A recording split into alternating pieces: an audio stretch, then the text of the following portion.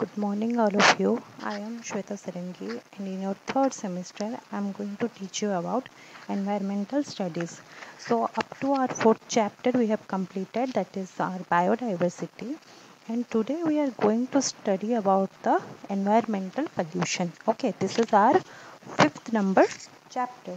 So, in this chapter, we are going to study about the varieties of pollutions like air pollution, water pollution, noise pollution, thermal pollution, air pollution, marine pollution. About that, first of all, we need to know that what is pollution. First of all, in this chapter, we are going to study about the actual definition of pollution and what are the types of pollution. Then we are going to study about the varieties of pollution that are happen that are happening in our environment. So, first of all, I want to tell you that what is pollution actually. So, what is pollution? Pollution is also called as environmental pollution, the addition of any substances which may be solid, liquid, or gas, or any form of energy such as our heat, sound, or radioactivity to the environment at a rate faster than it can be dispersed, diluted, decomposed, recycled, or stored in some harmless form.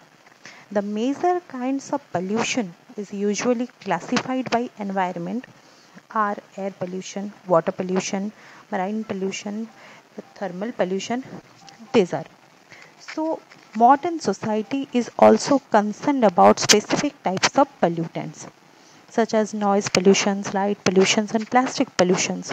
Pollutions of all kinds can have negative effects on the environment and wildlife and often impacts human health and well-being.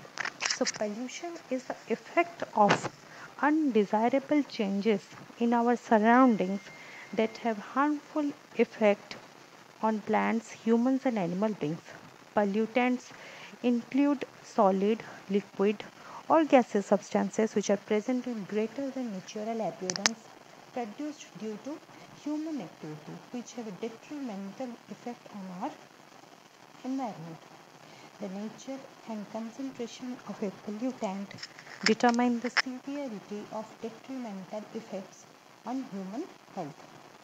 During the last few decades, we have contaminated our air, water, and land, on which it itself depends with a variety of waste products. Okay. Although environmental pollution can be caused by natural events such as forest fires and active volcanoes, use of the word pollution generally implies that the contaminants have an anthropogenic source, that is, a source created by human activities. The pollution has accompanied humankind ever since groups of people first congregated and remained for a long time in any one place. Indeed, ancient human settlements are frequently recognized by their waste, cell mounds, and rubble heaps. For instance, pollution was not a serious problem as long as there was enough space available for each individual or group. However, with the establishment of permanent settlements by great numbers of people, pollution became a problem and it has remained one ever since. Okay. Next, we are going to study about the classification of pollutants. So, there are three types of pollutants. First is our degradable or non-persistent pollutants. Second is our slowly degradable or persistent pollutants. And our third is non-degradable pollutants. So, first one is our degradable or non-persistent pollutants. That means this can be rapidly broken down by natural process. So the example of this kind of pollutants are domestic sewages, discarded vegetables, etc. Like our ugly vegetables, which we are not usually use it.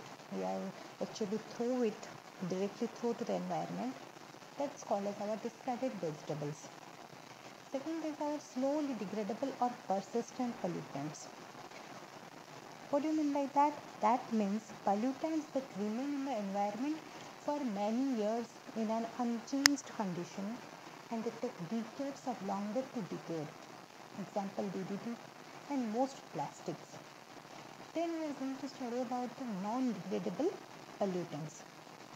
These cannot be degraded by natural process, which we cannot degrade in natural process. Okay. Once they are released into environment, they are difficult to eradicate. They are difficult to eradicate and continue to accumulate. So, example of this kind of pollutants are toxic elements like lead or mercury. Okay, so degradable means are continuing to exist or occur over a prolonged period. Non-persistent means continuing to exist or occur over a prolonged period. Okay, and uh, if we want to control our pollution, then we need, first of all, we need to use the degradable things which we can degrade, which can directly degrade or which can be degradable by nature only. This kind of things we have to use for only by using this degradable things or biodegradable things we can control our pollution. Okay, so next we are going to study about the air pollution. Okay, so air pollution, it occurs due to the presence of undesirable solid or gaseous particles in the air in quantities that are harmful to human health and the environment. Air may get polluted by natural causes such as volcanoes, which release ash, dust, sulfur, and other gases, or by forest fires that are occasionally naturally caused by lightning. Okay. And what is the classification of air pollutants? So there are three types of air pollutants. First one is our according to origin, second is according to chemical composition, and third is our according to state of matter. So first of all we need to know that what is according to origin. So what do you mean by that? That means pollutants that are emitted or that are produced or discharged directly are produced both by natural events, for example dust storms and volcanic eruptions, and human activities like emissions from vehicles and factories and industries like our chemical industries, fertilizers industries and pesticides industry, etc., are called primary pollutants. Example carbon dioxide or carbon dioxide, oxide and dioxide. Okay. Nitrogen oxide, sulfur oxide, volatile organic compounds which are mostly hydrocarbons, and suspended particulate matter. Pollutants that are produced in the atmosphere when certain chemical reactions take place among the primary pollutants are called as secondary pollutants. The examples are sulfuric acid, nitric acid, carbonic acid, etc. Okay, next we are going to study about the pollutants according to chemical composition.